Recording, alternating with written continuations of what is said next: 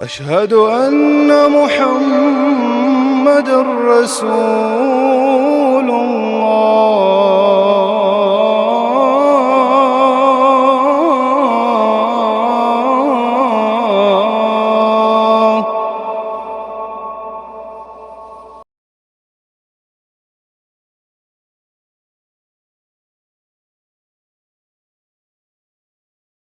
فأعوذ بالله من الشيطان الرجيم.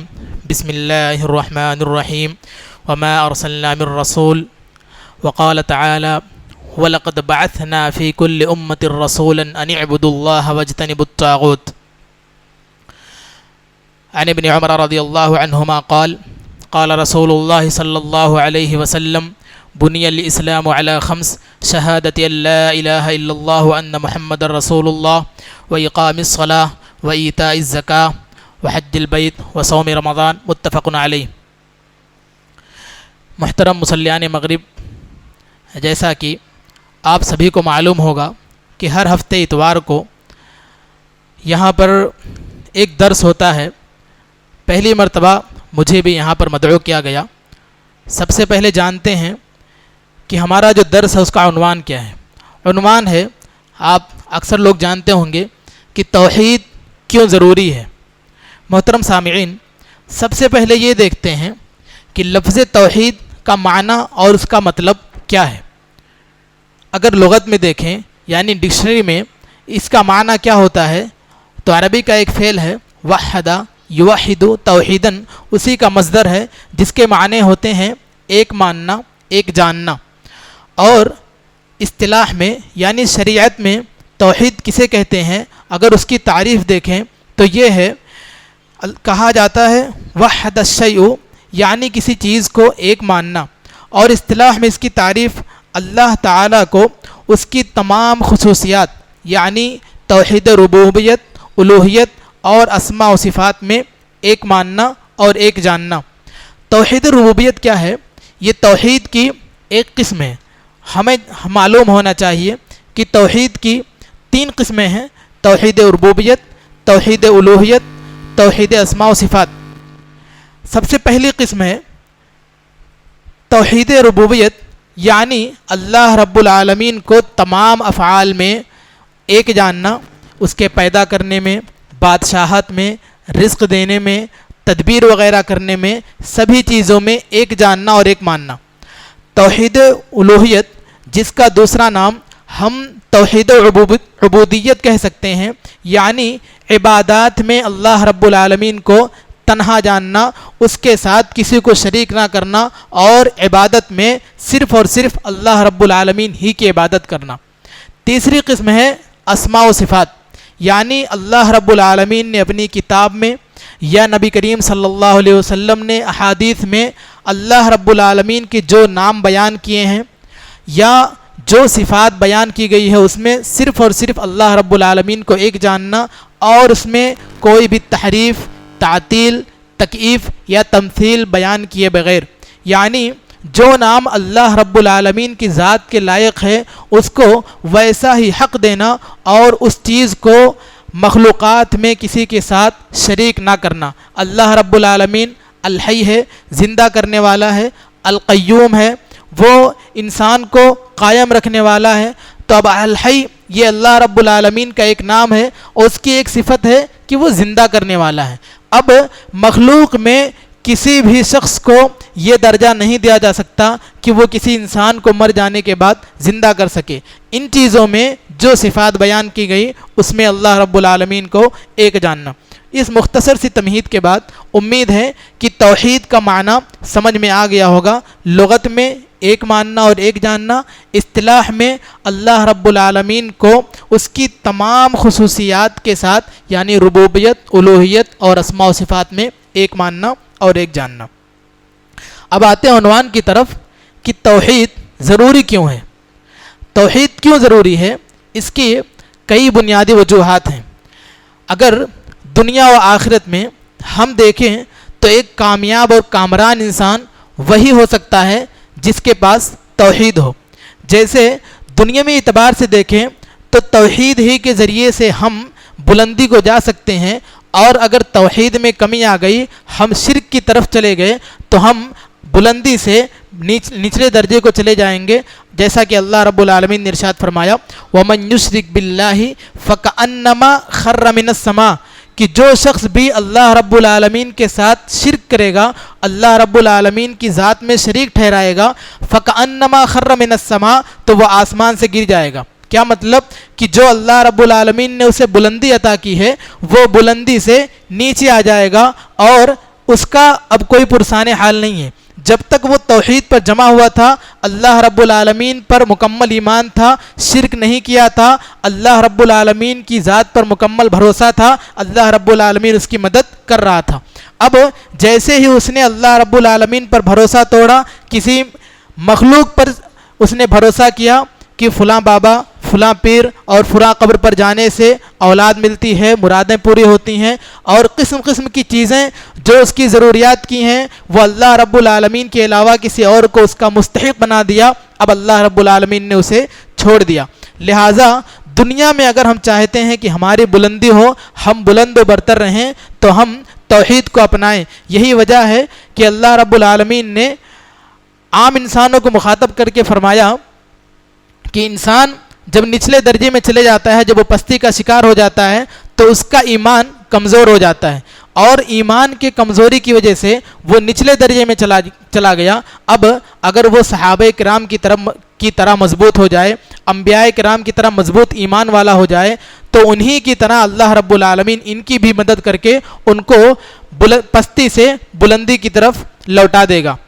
دوسری وجہ، آخرت کے اعتبار سے اگر ہم دیکھیں کہ ایک انسان مرنے کے بعد اس کا جو سب سے پہلا مرحلہ ہے وہ قبر کا مرحلہ ہے۔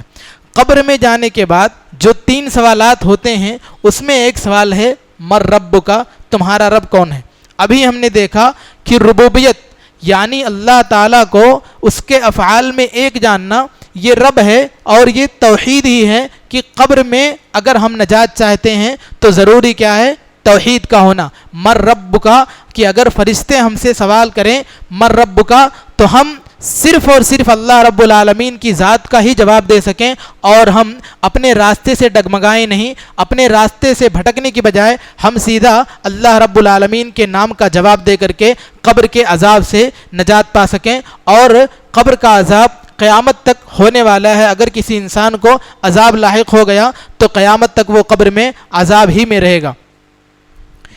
تیسری بات یہ کہ توحید کیوں ضروری ہے؟ توحید یہ اسلام کا سب سے عظیم رکن ہے اور سب سے اہم رکن ہے۔ اسلام کی بنیاد 5 چیزوں پر ہے۔ ان 5 ارکانوں میں 5 ارکان میں جو سب سے اہم رکن ہے وہ توحید کا ہے۔ جیسا کہ خطبہ مسنونہ میں ہم نے سنا، ابن عمر رضی اللہ عنہ کی حدیث ہے، بخاری کی روایت ہے، نبی کریم صلی اللہ علیہ وسلم فرماتے ہیں بنی الاسلام علی 5 شہادت اللہ الہ الا اللہ وان محمد رسول اللہ، یعنی اسلام کی بنیاد 5 چیزوں پر ہے۔ اس میں سب سے پہلے جس چیز کا ذکر کیا وہ توحید کا ذکر ہے۔ بندہ اس بات کی گواہی دے کہ اللہ رب العالمین اکیلے ہے، اللہ رب العالمین تنہا ہے، وان محمد رسول اللہ، اور محمد صلی اللہ علیہ وسلم اللہ کے سچے رسول ہیں۔ توحید کے ذکر کرنے کے بعد نماز کا ذکر کیا، زکوٰۃ کا ذکر کیا، روزے کا ذکر کیا، حج کا ذکر کیا۔ گویا دار اسلام میں داخل ہونے کے لیے بنیادی چیز ہے کہ انسان کے پاس توحید ہونا چاہیے۔ اگر اس کے پاس توحید نہیں ہے اور وہ نماز قائم کرنے کی کوشش کرے، زکوٰۃ دے، صدقہ و خیرات کرے، حتیٰ کہ اگر اس کے پاس استطاعت ہو اور وہ حج کرنے بھی چلا جائے، لیکن اگر اس کے توحید میں شرک کی ملاوٹ ہے تو اس کا حج بھی قابل قبول نہیں ہوگا۔ اس کے علاوہ جتنی بھی عبادات ہیں وہ عبادتیں قابل قبول نہیں ہوں گی، اس لیے کہ اعمال صالحہ توحید کے بغیر قبول نہیں ہو سکتا۔ اللہ رب العالمین نے ارشاد فرمایا سورہ مائدہ میں آیت نمبر 5 میں وَمَنْ يَكْفُرْ بِالْإِيمَانِ فَقَدْ حَبِطَ عَمَلُهُ وَهُوَ فِي الْآخِرَةِ مِنَ الْخَاسِرِينَ، اور جو ایمان کا انکار کریں گے، یعنی توحید ہے تو ان کے ساتھ شرک ہے یا توحید ہے ہی نہیں، مکمل طور پر ایمان کا انکار کریں گے، فقد حبط عملہ وہو فی الآخرۃ من الخاسرین، تو اس سے پہلے جو کچھ انہوں نے اگر نیک اعمال کیے ہیں تو وہ ضائع ہو جائیں گے، اور اگر اب تک نیک اعمال نہیں کیے تھے لیکن اب نیک اعمال کر رہے ہیں اور اس کے ساتھ ساتھ ان کے پاس توحید کی جگہ شرک ہے تو وہ سارے اعمال ضائع اور برباد ہو جائیں گے. وہ فی الآخرۃ من الخاسرین, دنیا کے ساتھ ساتھ آخرت میں بھی وہ خسارہ اٹھانے والوں میں سے ہو جائیں گے. اور جو لوگ بھی توحید کا انکار کریں گے تو توحید کا انکار کرنے والوں کی مثال اس راکھ کی طرح بیان کی گئی ہے کہ کھلے ہوا میں راکھ ہو اور تیز و تند ہوا چلے اور اس کو اڑا کر لے کر چلی جائے, تو اسی طرح ایک غیر مومن یعنی مشرک اگر وہ ایمان والا نہیں ہے تو اس کے اعمال کی مثال بھی ایسے ہی ہے. اللہ رب العالمین نے ارشاد فرمایا مثل الذین کفروا بربہم اعمالہم کرماد اشتدت بہ الریح فی یوم عاصف, کہ ان لوگوں کی مثال جن لوگوں نے اپنے رب کے ساتھ کفر کیا ان کے اعمال کیسے ہیں, رماد کی طرح ہیں, اس راکھ کی طرح ہیں جو بھٹی میں جلائے جانے کے بعد جو راکھ ہوتا ہے اسے کہیں ہوا میں رکھ دیا جائے اور وہ ہوا تیز ہونے کی وجہ سے اڑا لے جائے, ویسے ہی ان کے اعمال اڑ جائیں گے, ضائع و برباد ہو جائیں گے, ختم ہو جائیں گے اور ان کے اعمال کی کوئی پرواہ اللہ رب العالمین کو نہیں ہے. لہٰذا توحید اس لیے بھی ضروری ہے کہ اگر ہم نیک عمل کرتے ہیں اور ہم یہ چاہتے ہیں کہ ہمارے نیک اعمال اللہ رب العالمین کے پاس قبول ہوں تو ہمیں توحید پر آنا ہوگا اور توحید کو ساتھ ساتھ لے کر چلنا ہوگا اور اس کے ساتھ شرک سے دوری اختیار کرنا ہوگا. توحید اس لیے بھی ضروری ہے کہ توحید کے بغیر ایمان مکمل نہیں ہو سکتا اور کوئی بھی شخص مسلمان نہیں ہو سکتا ہے. اللہ رب العالمین نے اللہ کے ساتھ شرک کرنے والوں کی مثال دیتے فرمایا لقد کفر الذین قالوا ان اللہ ثالث ثلاثہ وما من الہ الا الہ واحد. سورہ مائدہ آیت نمبر 73 میں اللہ رب العالمین نے فرمایا کہ جن لوگوں نے کفر کیا اور کہتے ہیں ان اللہ ثالث ثلاثہ, یعنی اللہ رب العالمین معبودوں کا یعنی خداؤں کے تیسرے کا تیسرا ہے, یعنی عیسیٰ علیہ السلام کے تعلق سے عیسائی لوگ جو یہ عقیدہ رکھتے ہیں کہ عیسیٰ علیہ السلام کو بھی خدا مانتے ہیں, مریم علیہ السلام کو بھی مانتے ہیں, پھر اللہ تعالیٰ کو مانتے ہیں, تو ثالث و ثلاثہ کہہ کے وہ یہ مراد لیتے ہیں کہ خدا تین ہے اور ان تینوں میں اللہ رب العالمین تیسرا ہے. اسی کی تردید میں آگے والے ٹکڑے میں فرمایا وما من الہ الا الہ واحد, لیکن حقیقت کیا ہے کہ معبود صرف اور صرف ایک ہی ہے, یعنی اللہ رب العالمین کی ذات ہی ایسی واحد ہے جس کی عبادت کی جائے گی. اس کے علاوہ جو تم عیسیٰ علیہ السلام کو اللہ کا بیٹا مانتے ہو یا پھر عیسیٰ علیہ السلام کو ہی معبود مانتے ہو اور مریم علیہ السلام کی بھی عبادت کرتے ہو تو یہ کوئی بھی عبادت کے مستحق نہیں ہے, اس لیے کہ یہ خود مخلوق ہیں, یعنی اللہ رب العالمین نے انہیں پیدا کیا ہے اور جو پیدا کی جانے والی چیز ہے اس کی عبادت نہیں کی جا سکتی. اسی لیے اللہ رب العالمین خالق ہے, باقی لوگ مخلوق ہیں, تو مخلوق کی عبادت نہیں کی جا سکتی, عبادت صرف اور صرف اللہ رب العالمین کی جائے گی. توحید اس لیے بھی ضروری ہے کہ تمام انبیاء کرام کم و بیش 1,24,000 انبیاء کرام آئے, لیکن 1,24,000 انبیاء کرام میں آسمانی جو کتابیں ہیں وہ 4 ہیں. دعوت و تبلیغ کے لیے 1,24,000 انبیاء کرام آئے, یہ الگ چیز ہے کہ ان کے پاس الگ الگ صحیفے تھے, لیکن 1,24,000 انبیاء کرام کو سب سے بنیادی چیز جس مقصد کے لیے انہیں ان کی قوم میں بھیجا گیا وہ توحید ہی تھی. اللہ رب العالمین نے ارشاد فرمایا وَلَقَدْ بَعَثْنَا فِي كُلِّ أُمَّةٍ رَسُولًا أَنِ اعْبُدُوا اللَّهَ وَاجْتَنِبُوا الطَّاغُوتَ, اور البتہ تحقیق کی ہم نے ہر امت میں ایک رسول کو بھیجا تاکہ وہ یہ بتلائیں کہ اللہ رب العالمین کی عبادت کرو اور طاغوت سے بچو. طاغوت کیا ہے؟ کل ما عبد من دون اللہ, کہ اللہ رب العالمین کے علاوہ جس کسی کی بھی عبادت کی جائے وہ طاغوت کے زمرے میں آئے گا. اللہ کے علاوہ کسی کی بھی عبادت کی جائے تو وہ طاغوت ہے, اس سے بچو. یہاں پر ایک لفظ آیا وَلَقَدْ, یہاں پر واو قسمیہ ہے, یہ بھی تاکید کا ہے. پھر لفظ آیا لام, وہ بھی تاکید کا ہے. پھر آیا قد, وہ بھی تاکید کا ہے. یعنی تاکید پر تاکید, مزید تاکید, یعنی ایک آیت میں اللہ رب العالمین نے 3 مرتبہ تاکید کا ذکر کیا, یعنی امپورٹنٹ جس کو کہتے ہیں انگلش میں بہت زیادہ ضروری اس چیز کا ذکر کیا. اگر اللہ تعالیٰ کہتا بعثنا و بعثنا, یعنی البتہ تحقیق کہ ہم نے بھیج دیا تو بھی بات پوری ہوتی کہ ہم نے ہر امت میں ایک رسول کو بھیجا، لیکن اللہ تعالیٰ نے کہا وَلَقَدْ، یعنی بہت زیادہ تاکید کرتے ہوئے کہا کہ ہم نے ہر امت میں ایک نبی کو بھیجا، ایک رسول کو بھیجا، تاکہ وہ بتائیں کہ اللہ رب العالمین کی عبادت کرو اور طاغوت سے اجتناب کرو، طاغوت سے بچو۔ اب وہ طاغوت شیطان کی شکل میں بھی ہو سکتا ہے، انسان کا اپنا بنایا ہوا پتلا اور مورتی بھی ہو سکتا ہے، ہر وہ چیز جسے اللہ رب العالمین کو چھوڑ کر کے جس کی عبادت کی جائے وہ طاغوت میں شامل ہوتا ہے۔ لہٰذا اس آیت میں اگر ہم غور کریں کہ اللہ رب العالمین نے ہر نبی کی بعثت کا مقصد یہ بتلایا کہ عوام میں، اپنی قوم میں توحید کی دعوت کو عام کرو، توحید ہی انسان کی بنیادی ضرورت ہے جس کے ذریعے سے وہ دنیا میں سربلندی بھی پا سکتا ہے اور آخرت میں بھی کامیابی پا سکتا ہے۔ اور نبی کریم صلی اللہ علیہ وسلم نے ارشاد فرمایا حق اللہ علی عبادہ ان یعبدوہ ولا یشرکوا بہ شیئا۔ معاذ بن جبل رضی اللہ عنہ راوی حدیث ہے، بخاری کی روایت ہے کہ اللہ رب العالمین پر بندوں کا حق ہے کہ وہ اس کی عبادت کریں، اور بندوں پر اللہ رب العالمین کا حق ہے کہ اگر وہ اس کے ساتھ شرک نہ کریں تو بندوں کو وہ کبھی بھی عذاب نہ دے گے۔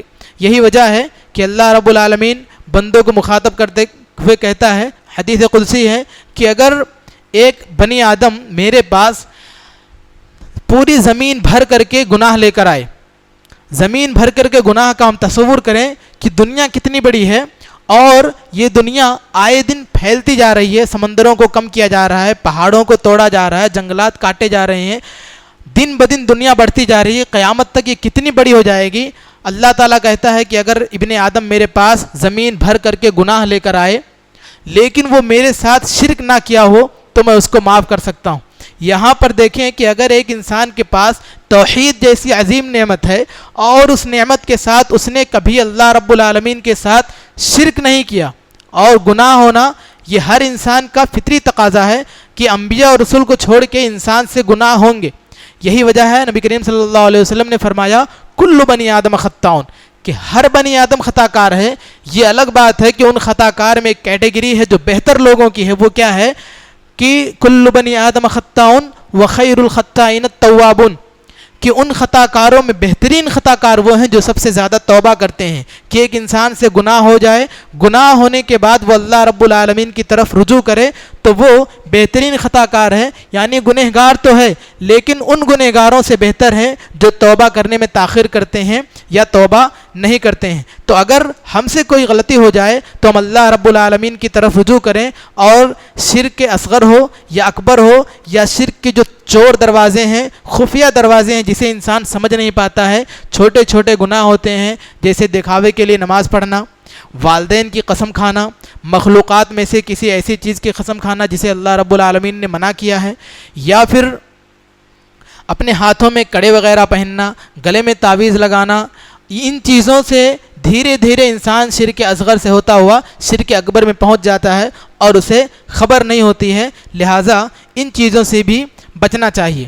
اور جنت میں اگر ایک انسان دنیا میں چاہتا ہے کہ وہ مرنے کے بعد جنت اس کے حق میں آئے، اس کا فیصلہ جنتی ہو، تو اسے توحید اپنانا پڑے گا۔ اگر وہ موحد نہیں ہے، اگر اس کے پاس توحید جیسی عظیم نعمت نہیں ہے، تو قیامت کے دن اللہ رب العالمین اسے جنت نصیب نہیں کرے گا۔ اللہ رب العالمین نے 6ویں پارے میں سورہ مائدہ آیت نمبر 72 میں ارشاد فرمایا انہ من یشرک باللہ فقد حرم اللہ علیہ الجنہ ومأواہ النار وما للظالمین من انصار، کہ جو شخص بھی اللہ رب العالمین کے ساتھ شرک کرے گا فقد حرم اللہ علیہ الجنہ ومأواہ النار، تو اللہ رب العالمین نے ایسے شخص کے لیے جنت کو حرام کر دیا، اور ان کا ٹھکانہ کیا ہے؟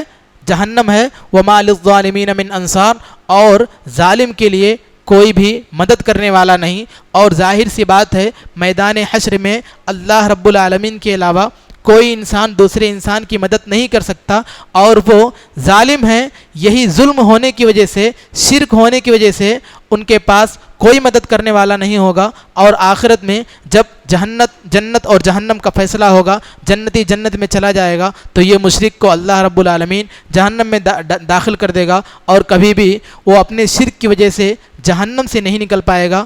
لہٰذا ہمیں چاہیے کہ ہم توحید کو اپنائیں، ہر حال میں جہاں تک ہو سکے ہم شرک سے بچنے کی کوشش کریں، خواہ وہ شرک اصغر ہو یا اکبر ہو۔ اللہ رب العالمین سے دعا ہے کہ اللہ رب العالمین ہمیں پختہ موحد بنائے اور ہمیں اپنی زندگی میں توحید اپنانے کی توفیق عطا فرمائے، شرک اصغر اور اکبر ہر قسم کے شرک سے ہمیں محفوظ رکھے، اور ہمارے امت میں جو لوگ راہ راست سے بھٹک گئے ہیں اللہ رب العالمین انہیں ہدایت نصیب عطا فرمائے، جو لوگ شرک میں ڈوبے ہوئے ہیں ان تک اللہ رب العالمین صحیح توحید پہنچانے کی توفیق عطا فرمائے، آمین۔ وآخر دعوانا ان الحمد للہ رب العالمین، والسلام علیکم ورحمۃ اللہ وبرکاتہ۔